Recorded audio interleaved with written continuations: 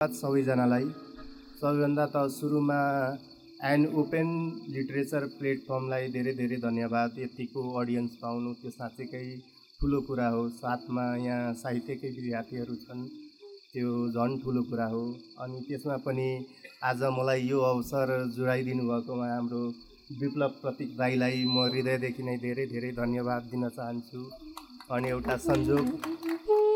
एउटा संजोग हाम्रो वरिष्ठ दाई न्युज बचराचार्य दाईलाई पनि भेट्न पाइयो, त्यसको लागि धेरै धेरै धन्यवाद।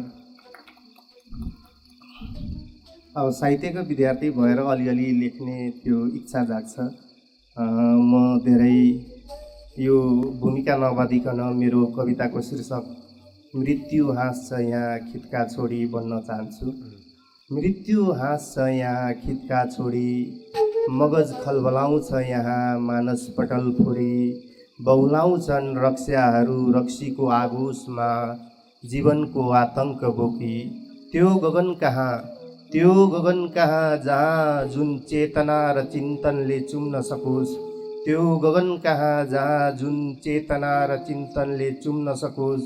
यो देहको गन्तव्य कहाँ कुन मृत्युलोकमा कैद गर्न सकियोस्।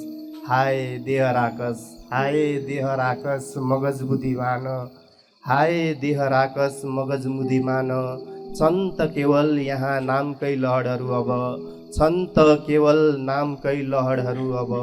सायद नाम पनि रहेछन् बेनाम, मृत्यु हाँस्छ यहाँ खित्का छोडी। धन्यवाद। अब अर्को सुनाए। पैसा जुन कमाएको थिए किताबमै हारिसके। पैसा जुन कमाएको थिए किताबमै हारिसके।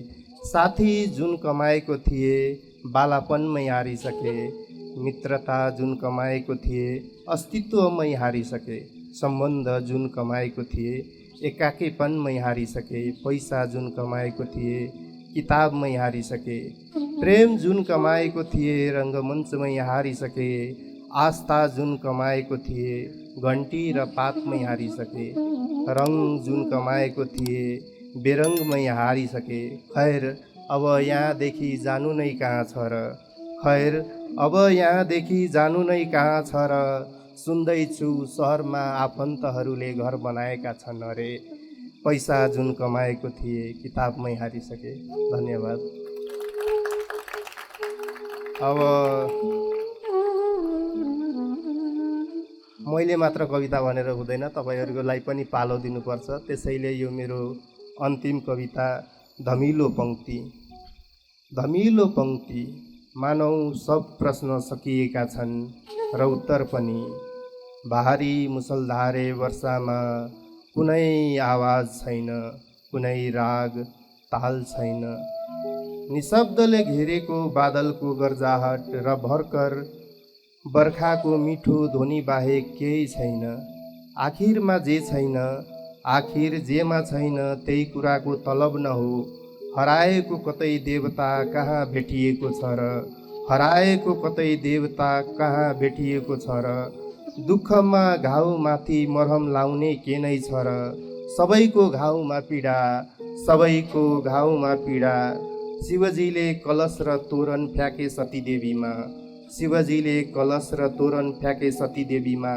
म हरित श्रावणीमा पुष्प गुच्छा उडाउँदैछु र जीवन सदैव मृत्यु गीत। प्रेम त निदाउनुको छ समाधिष्ट काठको तानपुरा, काठको बाकसमा सजाइएको धमिलो पङ्क्ति। धेरै धेरै धन्यवाद।